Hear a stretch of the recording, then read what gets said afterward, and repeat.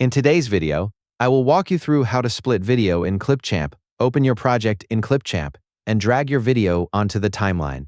Click the video clip to select it. Move the playhead, which is the vertical line on the timeline, to the exact point where you want to cut the video.